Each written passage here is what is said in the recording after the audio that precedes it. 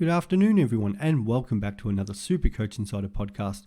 My name is Swizz, here to talk all things Supercoach BBL. But before we get into today's show, as always, check us out on all our social media platforms, in particular YouTube, Spotify, and get in contact with us via Twitter, Supercoach Insider 100 or Swizz26. All right, this is one of my favorite shows of the year, the reviewing your Supercoach teams. Thank you to everybody that has sent one in. We had quite a few responses, so I will flick through these. Some of these can get a little repetitive because people are very similar with what they're thinking, but it's that's usually a good thing. And the hope is that you maybe have one or two different pods. You can sort of see people's strategies through this. So we'll try to keep it brief because we know we don't have a lot of time before the kickoff of tonight. But at the same time, once again, it's kind of good to go through what other people are thinking. So that's just mine as it sits at the moment. Obviously, Harris Ralph is going to change with the news that he is not playing in game number 1 for the Stars. Wasn't part of that 14-man squad. So there will be changes for my team, unfortunately, with that. All right, moving on more to yours. So we've got first up is Corey, which is the bench warmers. So we've got him. I think it's going to be pretty common with Billings and a Heat player as your vice captain. I do like Jai Richardson as captain. I think this is a pretty standard lineup. Not much cash on the bench, which is fine because I don't think cash is as key compared to other competitions. Getting sort of those points on field and planning for your buys, as you can see there with the buy structure from the Honeyball boys. The only question mark in that is Whiteman, and does he get to even get selected for his first game? So there is questions about that. So potentially looking at maybe downgrading. The only way probably is maybe Richardson down. So you can get Whiteman up to McDermott. I think McDermott's probably going to be one of the best cash cows this season. So you're needing 26k to do that. You've got 5 in there. That's 21 down on Richardson. It's 121. I'm not a huge fan on the Stoinis pick. In a perfect world, you'd love to be able to get up to Johnson. I'm just trying to think. Swepson's the other one. He is in the squad. There's question marks about him playing. So I'm even thinking maybe if Cooper Connolly took Swepson's spot in there, and if Swepson wasn't named, could you then go down to, let's just say, either Fraser McGurk or the Jack Edwards, who bowled all 4 overs in Sydney Sixers practice match the other day, and that would give you enough money to take Richardson down to, say, Johnson. Or the other options is then looking at maybe dropping Curran and Hardy maybe down to a Berendorf, but that's still probably not going to give you enough cash. In a perfect world, maybe even if you want to keep that Renegades player, maybe it is Mujib. And then that kind of keeps your structure going. But overall, you don't want to make wholesale changements just because of Whiteman. But unless you put one of those keepers on the bench, which would be frustrating because they were all on double game. So that's probably maybe your best bet because he is the best. McDermott is the best backup keeper that you can probably have in your team. But outside of that, it looks pretty solid. So a good solid one to start off with. Number 2 is Adrian. And we have on his team, what's that? We've got Billings again, as I said, pretty popular. Let's find the difference. I think Walter's not a bad pick. I have had him in and out of our side. It's just kind of his role. I think it's not going to be that great game 1, but it will improve into game 2 and 3, so nothing really to worry about that. That is pretty similar again to the previous side, except for that it's only 700 in the bank, which is fine. Whiteman is that problem once again. So there might need to be the changes. Again, he's got Richardson, so it could be Mujib down to Richardson down to Mujib to help facilitate that trade. And that's probably the only issue that you're going to have, getting that cash to get Whiteman. All right, number 3, we've got Jamie. So McDermott, here he is. Now I would have Billings on field. I get what you're trying to do with the loophole of Billings. Billings is playing 3 games. I think it's pretty safe, but there you do have the ability there to put Joe Clark and swap him around with McDermott if Billings was to completely fail the first game, because he won't have the gloves in the third with Pearson coming back. So I don't mind that. If you're going to probably loophole, I'd make Munro the VC, Hayden Kerr has got a niggle, so I'd take him out, mate. Baisley's the same. I know you're probably looking at him for the second game. He could be your loophole option, so I don't mind it terribly, but he is carrying a niggle, so there is some worry about that.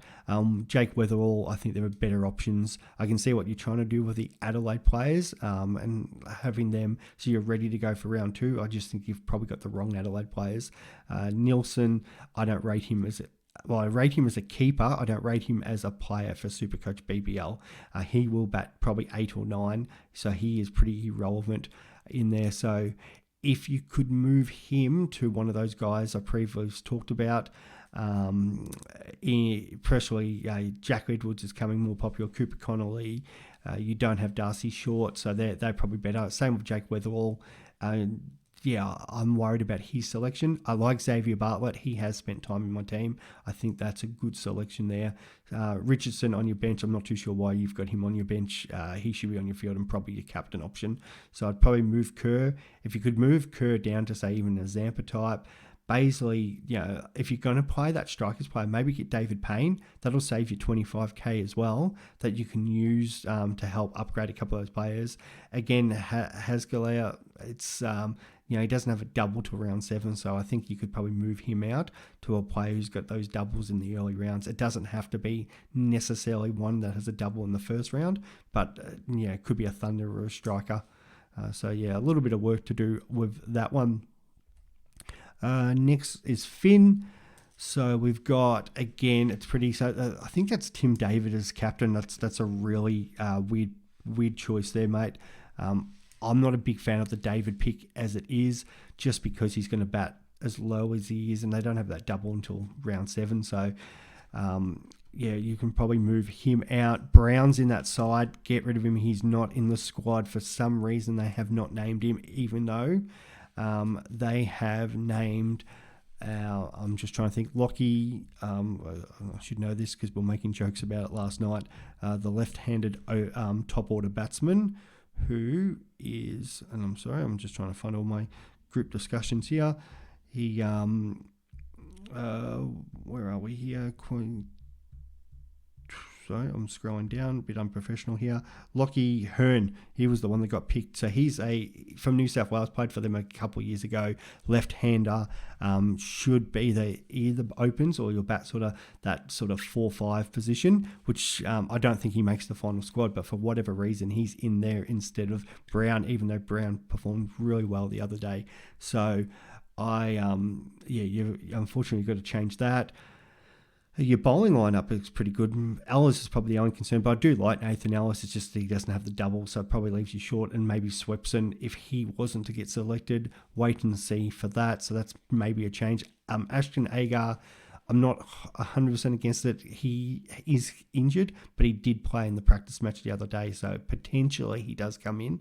But then that Western Australian team does have that bye round 4 and 5, but you could potentially use him as a loophole player during those rounds. So, it's a different, and I don't mind different because if we all pick the same, well, it's going to be pretty boring. So, your bit of left field thinking there could be pretty good.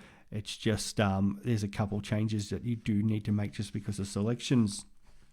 All right, we've got, I think, Paul C. Again, not much money in the bank, but that's fine. Andrew Ty, I don't mind that. Some people are going Richardson and all out, but others are going Ty or Behrendorff, and I think they are good selections as well. We know they can perform, and that's a great point of difference to the Richardson pick. It still gives you the ability to trade him out after the round 1 to get the money for Matty Short, which what's that, 60k to get to him. And you'd hope that maybe Short loses a little money, Ty makes a little money, so that's fine. So I like that point of difference. Nick Maddison on the bench, we know he's going to play because he's the captain. He's not the greatest selection, but there's a chance that he could bowl an over or two. If he snags a wicket at 87k, that could be a very different cash cow, which very interesting. Nathan Coulter or Nile, I don't like him more because his injury history, but he's the sort of guy that will come out and score 100 first game and everybody will be like, oh, why didn't I have NCN? I think it's a lot of money to spend for him, but it is such a great point of difference. If he fires, you're going to be one of the very few that are going to own him. Unfortunately, Harris Ralph has to get out of your side. He hasn't been picked. If you want to keep your structure with stars, maybe get a Murr, because he's going to play the same amount of games that Ralph was going to play anyway. So that's something to think of there. All right, next is Nathan. And he had 12K in the bank, which is a little bit more than the other boys. We've got, again, Whiteman could be a potential issue. Even Fraser McGurk isn't a lock in at that price, just because we don't know exactly what he's going to bat and if he even plays, because they do have Finch and Sean Marsh, so people that we've got to kind of think about. But outside of that, if he does, he's a great bench option there. Pretty standard. Nisa, like, if you're not going to loophole and you just want to straight captain him, fine, but just got to make sure he is playing first, because there'd be nothing worse than picking somebody like that and he doesn't play first game, or even if he, I think it's risk, because he might be a little bit underdone. So I would probably prefer to vice captain him, and then if he really goes ham, then maybe look at an option of loopholing somebody. But outside of that, it's pretty good, pretty standard. Sutherland, I do like that as a pick. I think he is undervalued. He could be as far as 15 to 20 points undervalued for what he performed last year, and probably even a bigger role with the ball. So I like that. Next is Scott. Now, Scott's a bit different because he's gone the 63,000 in the bank. So, loading up in case there's issues for next week, which is fine again. Philippi Gilks, I do like the Gilks pick. I've had him before. I'm just a little bit worried if he's the one going to keep, or is it going to be Bancroft? But if he does, that's an extra bonus for us owners if I end up going that way. And he will bat top three. So doesn't have Tanavia, but does have Daniel Sams. And this is the structure I do like, because you've got the round 4 double. So there's potential when you're able to make those 3 trades, you'll have 5 Thunder, and most people have either 3 or 4. So unless they're using a boost. So I do like that idea. Moving on, what have we got? There's a lot of sixes happening in this now. Ben Dorsh's probably just watch out for that, because unfortunately he had a loss in his family, so he may miss. On ranks, I'm not really on board with that one. And Jordan Silk, it's a bit bizarre. You've really loaded up on sixes. The problem with the sixes, after game 1, they don't have any other doubles. So yes, they'll be playing each week, but if you were to move, you're trying to sort of make that money to bring in Matt Short, and if it's, let's just say Dorsh's becomes current, so you can probably trade him out. Is Silk going to give you enough money to probably get your David Payne in, maybe? But I think, potentially, if you're looking at moving just the sixes, but then you're going to be left with these heat players as well, and as they hit their buy. So it kind of works both ways. I think you're probably 1, maybe 2 sixes too many, and not enough Renegades or Stars, because they will have that double game, and they've both got a double in round 3 and then the Stars in round 5. So I'd probably be looking at Honriques and Silk out for one of them. The Nielsen I've already talked about. I'm not a big fan of that pick. We get Patrick.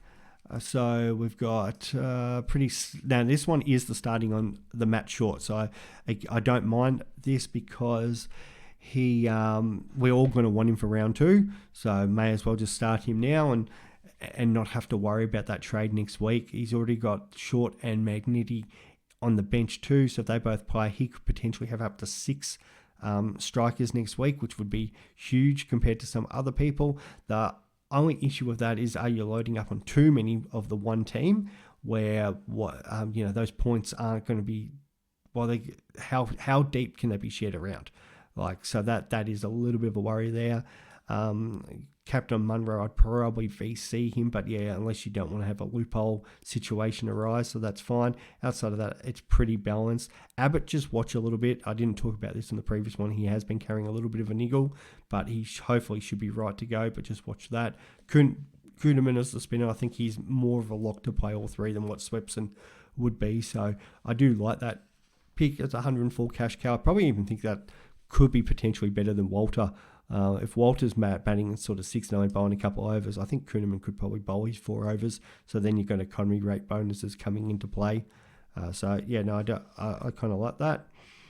So then we must be Matt G, 36k this time. So again, gives him a bit more flexibility for the next couple of rounds. Philippi up the top again. Whiteman, we've talked about that. You could probably swap McDermott and Whiteman down. At least you've already got McDermott in there. And if Whiteman doesn't play, you could become that Jack Edwards, Fraser McGurk. Who else are you missing there? Cooper Connolly. So you've got some options to at least trade with him. You could even potentially go up if you really wanted to. The one Thunder player, that's fine. The balance of this team is pretty good. I've got no real dramas with that. I like the bowling attack from the Heat. It is all in on the Heat with the 5 of them. Maybe one too many, but if they all fire in the triple games, you're laughing, mate. So that's pretty good. I'm trying not to sneeze here. Okay, we've got Daniel, who's probably got one of the best team names going. Eat, sleep, BBL, repeat. Okay, so we've got, again, a pretty standard. It looks very similar to mine here with that top except for Philippi, Richardson, Hardy. Mate, I think you're on the money with that one. Outside of the Whiteman, but at least this time you've got the 13k, so you can get Whiteman to one of those other options. Well, the only other real option there is McDermott. You don't have, so who could you move on? It might have to be a Tanavir or a Madison down to facilitate that if you don't want to upset the actual starting lineup. But outside of Whiteman, it looks good. But then in saying that, Whiteman could still play. So if Whiteman plays, there's no dramas here. If he gets picked, I'm just worried that he only plays if he was the pick, plays one game, and then Zach Crawley comes in for him.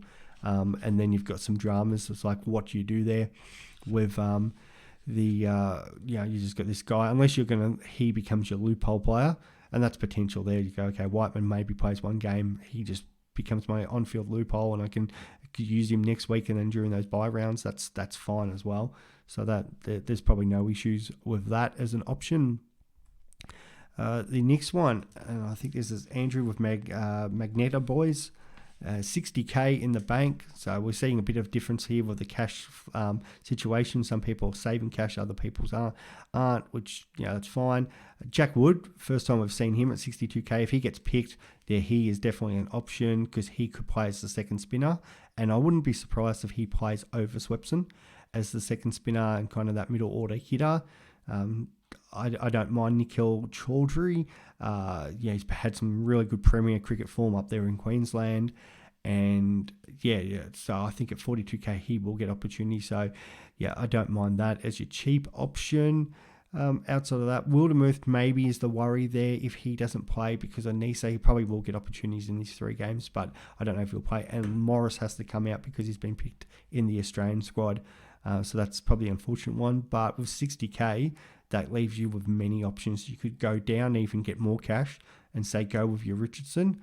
Or if you really want one of those, you've already got Curran. So if you wanted to go up, you could get Nisa if he plays. Or who's the other one? We talked about Ty or Berendorf. You could get one of them in if you wanted to keep a scorcher. So that's pretty solid. Don't mind that. Okay, 54k for Matt M, your team. Let's see again. Nisa vice captain. That's the way I prefer it. Whiteman. Everybody's got Whiteman, but at least you've got the cash spare in case he doesn't play and you want to go up to McDermott. That's fine. Good. The Richardsons. Yeah, that's pretty standard again. I actually really like that side too. I'd be happy to start that side. There's nothing want to probably maybe just one short on the Renegades and Stars. And what have we got there? 5 Heat. So that's probably the only thing that stands out. Maybe one too many Heat, and then one less. Maybe one extra Stars or Renegades you could get in there just to balance your future buys, because it looks really good for round 1, but maybe just slightly going to be off for round 3 and 4, unless you kind of use your boost early. Nick, we've got, who we got there? Harper. I think this is one of the first times we've seen Harper. I'm a big fan of Sam Harper because even though he's got the bye in round 2, he's going to be keeping in round 3 and round 5, so that takes care of that, and he can kind of be your bench loophole. But I wouldn't want to be loopholing him with Whiteman as much as you, and I don't think you've got another keeper in your team, so that's the worry there, Nick. I would be, if you're going to have Whiteman in that situation, you probably need him in your batting lineup, and then McDermott there or Philippi because you know one of them will be playing in round 2 or 3. You wouldn't want a situation where Whiteman gets dropped and then Harper's got to bye and you've got no cover for him. And there's not really any options next week because the strikers, you're not bringing in Nielsen. It's just not a good call. Outside of that, it looks pretty solid again. So I like that bowling attack. Wood, that's probably the one I'd change the emergency to Wood, because if he was to play, you could potentially then look at that loophole option if you want. All right, Matthew R. Back to the low sort of money with the players on field. Chaudhry, I'm gathering that you've already got that set up for your loophole with Wood, and if Wood doesn't perform, you bring Connolly on. So that's fine because you've already set that up. A good balance with the Stars and Renegades, thinking about that round 3 game. Only the one striker, but that's fine because you at least have 4 in there. Pretty balanced again. There's not much. Some of these sides, as I said, they're very similar, and they're set up like I'm not going to sit there and say, your team needs to be exactly like mine, because the whole situation looks pretty good. It's just more those players when you've got guys who aren't going to play or potentially going to be out, or if they're really lopsided with your buys. All right, next is Kim. Now, Billy Stanlake. First time I've seen him. Potentially there is a bit of a cash cow there, but and then you've got O'Neill, which I'm gathering is kind of a loophole situation. McSweeney's not playing because he's in the PM's 11, so you can move him on, mate, for 128. Wes Agar, the problem with him is he's only got the 1 game first week, but I do like that as a bench. Webster's another one who's involved in this PM's 11 game, so you could definitely move McSweeney, Webster. On regs, I'd probably rather, if you're going to go that cheap, that maybe Madison, that would be, or even cheaper than that.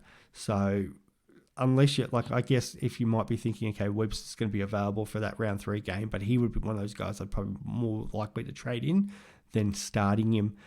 So I think you could put, say, an Agar on the bench, put the emergency on him, bring Webster on, and if you was to, say, downgrade McSweeney, or even on regs, you could then get Webster up to, say, a Nisa. You've already got Curran, so it could be like a Barendorf. So one of them. Bancroft's another one. It's like you picked the entire PM's 11 here, mate, so I wouldn't change him. Will Sutherland at roughly the same price gives you another Renegade player. So, a little bit of changes there because you've got players who won't be featuring much in round 1. Next is Sean with his team a couple short. He's gone I never like this kind of format but it's slightly different. But it's the actual team is fine. Just Wildermuth is the one that kind of stands out. Just wait and see. If Nisa doesn't play, get up. Wildermuth will be there instead, you'd think. But there's potential that they may not go him depending on how they want to balance their team. But if he plays, then fine, no problems. Outside of that, Whiteman is there, but at least he's not in the wicket-keeping position. He's got McDermott there, so if Whiteman does miss at some point, that's fine because then you can use him as a loophole situation. But that's a very good team. No problems there. Shane, again, now a couple of differences here. He's got the Hobart boys in Meredith and Jordan, and also Wade. Now, they will be playing. They don't have a double to round 7. So it's probably, they're not the greatest picks for round 1, and you kind of want to look at maybe getting them on the bench. But at the same time, they're a bit like the Sixers. Like the Sixers aren't going to have doubles every week. So, and rounds in particular, rounds 2, 4, we've got there 5, 6. I'm just trying to, round 6, we've got 2 teams on the double 7. So really it's round 2, 4, and 5 in particular, where you've only got 1 team on the double. We're going to have players playing in our team where they're only single game players. So it's not like if you want to go a point of difference and have those Hurricanes players, not a problem at all.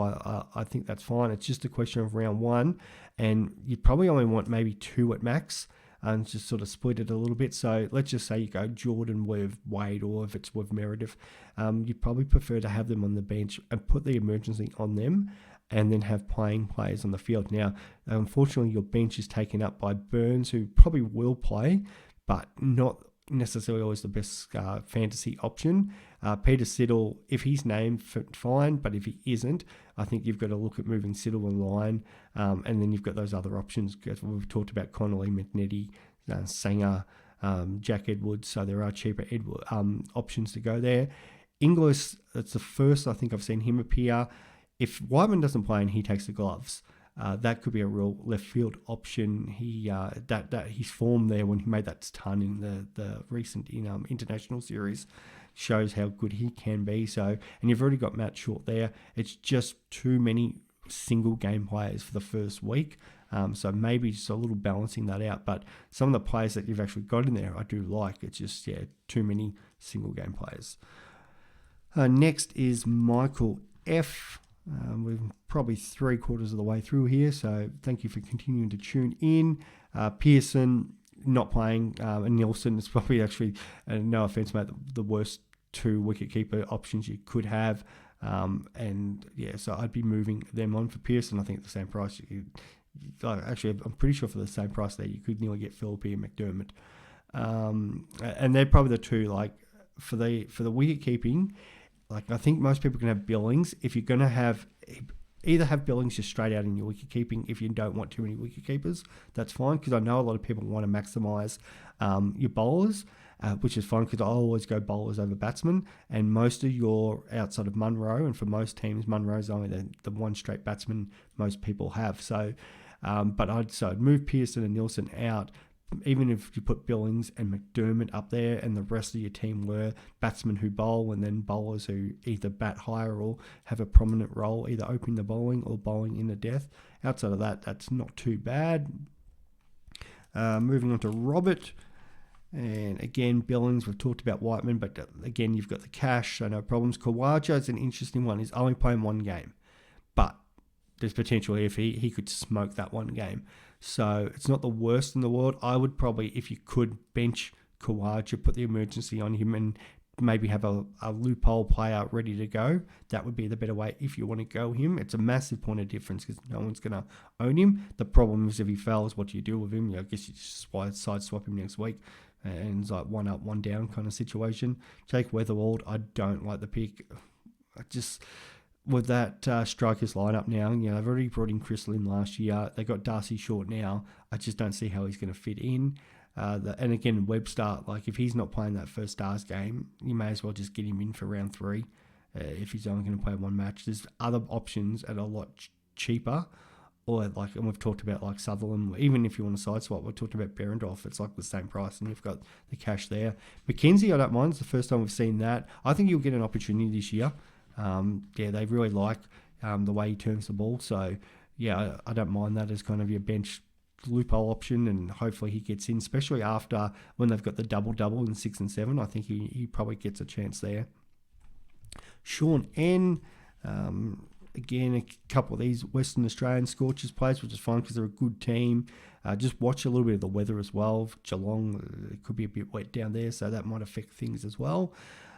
Hose, first time we've seen him. I don't mind that one from the Strikers too. He'll be a bit of a point of difference because I think you're only going to get him in if you don't have the money to get someone else next week. We've talked about Whiteman, but you've got the cash, so no problems. And that's the big thing. I've got no problem with the Whiteman pick. Just have the cash just in case he's not there to play, so you can get up to McDermott. And Harris Ralph, the other one that you've got to unfortunately change. So you can go straight off to Mia, or you've got the cash to go up to, say, a Kane Richardson, for example, or even a Zampa. So you've got a few options there, and that's at least a good thing with the money. You've got options, and then you can trade Richardson next week to Short, which is great. Munro can go to, say, a Payne. And you've still got that. Actually, I really like that side. Like if you can swap that Ralph and Whiteman around, I'd be happy starting that side as well. Next, I apologise if I can't remember if it was Sean or if this is Brenton. I'm just trying to look through to see exactly where we're at, but we've got we do. It's Brenton up now.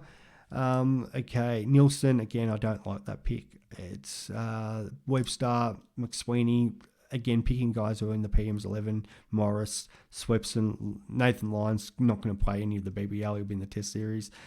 So, yeah, there's a few guys that you change there. Bodie Couch I know he's in the squad, so that's not too bad as maybe a cheaper option. I've got no problem when you've got them on the bench, but yeah, I think there's a bit of work to do with some of your on-field selections. So yeah, Morris is probably the one with the cash. Do you go up or do you just swap him?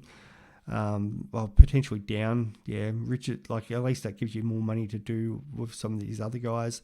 So you could potentially go McSweeney.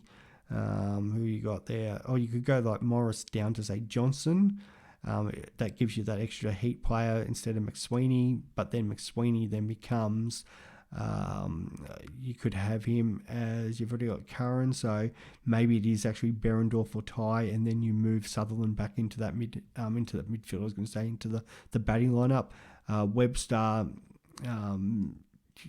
Let's just see who else could you move down. Even if you go cheaper, say Morris comes down to say a Zampa, that could potentially mean Webster gets up to Nisa. Trying to also be mindful that you don't want too many heat. You've got Swepson in there too. So is that just going to be too many on the rotation if want to like 4 and you don't have Billings? So actually that's probably an easy one. McSweeney just straight to Billings. And that gives you 12 extra K, 45K. We've said put Morris down to say Zampa or Richardson, and then that will allow Webster to go up to Nisa. Solved. And then Nathan Lyon just becomes whatever the best rookie you want. Next we've got the Supercoach champ himself, JP. So Billings and McDermott, that's the way I personally think most people should have, unless you've got Clark there, which he's got Clark anyway. Harper, again, these wicket keepers, I'm a big fan of it. I know my mate Grimo isn't as big of a fan. He likes the batsmen that bowl, but that's fine. The most of this salad actually pretty like it's very similar to what I have. So JP, and I've actually was playing around with the idea of Harris Ralph becoming Sam's.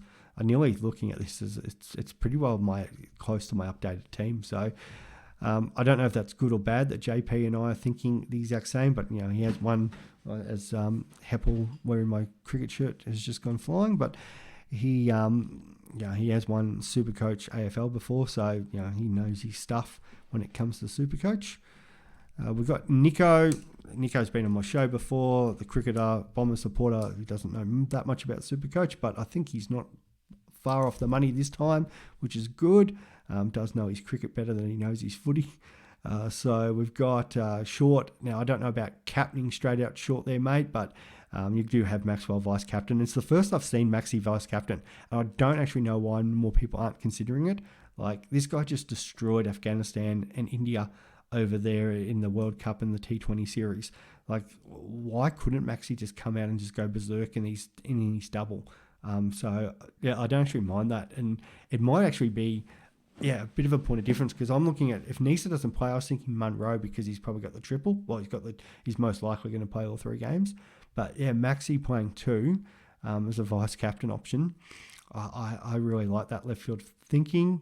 A couple of the 42K options, and it's probably because you're able to fit as many players in as you have. I'm just trying to think, is there a better 42K action assaults? Maybe even McKenzie. Like, you could actually go, the one is maybe get Swepson. If Swepson doesn't play, Swepson down to McKenzie, and then you can get Salzman up to Connolly. And that would probably balance your team out well, Niko. Outside of that, quite like it, mate. Well done. Bailey. So Bailey has sent me, again, Billings, Whiteman. Whiteman's the issue there. Pretty stock standard in that batting. Aaron Hardy, I have had in and out of my side. He is one of my options for Nisa if he doesn't get up. Just the question is, how much is he going to bowl if Matt Kelly is picked as well? So their lineup could be everything, but him batting at number 3, like he was making Supercoach tons for fun at the end of last season. So yeah, there is a bit of meat on that bone potentially if he continues his batting form from last year. The bowlers, no problems there. Abbott's just the only question, but look at that money there, 197, 194 and 180. Like they are the big guns. And he even managed to loophole Stoinis, which I like. I don't like Stoinis as a pick, but if you're going to have him on your bench to loophole and you're still going to have him then for the doubles for 3 and 5, that's how you pick Stoinis. So, yeah, no, I quite like that thinking, mate. And lucky last is Kyle. So Kyle's got Billings, McDermott, great. Nisa, Hardy, Munro, Maxwell, Philippi, like that again, like that bench. There's not much I have too many issues with. I know he did send me some ideas that he was thinking, but mate, I think you're pretty well on the money again. There's not much I can really point out.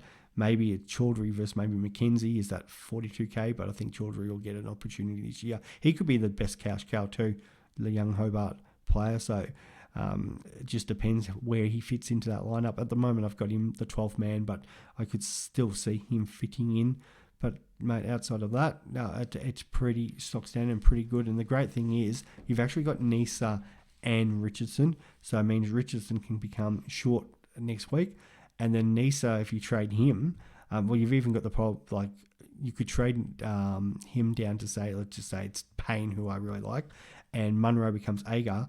Not only have you freed up cash, but then you can actually keep Tom Curran for those single weeks, which is that's a really good lineup. I'm just trying to think why, what's different to, it's because I've got Sam's on the bench at the moment in my updated side. So, but I do like that, mate. So good work, guys. I think most of them, you can see that people on the same track. There's just a few slight differences, which is great because we all want our sort of little points of differences, but a lot of those structures. So really taking in mind of that fixtures, I think you need to have all 11 double game players this week, maybe 10 if you're going to play Matt Shorten field.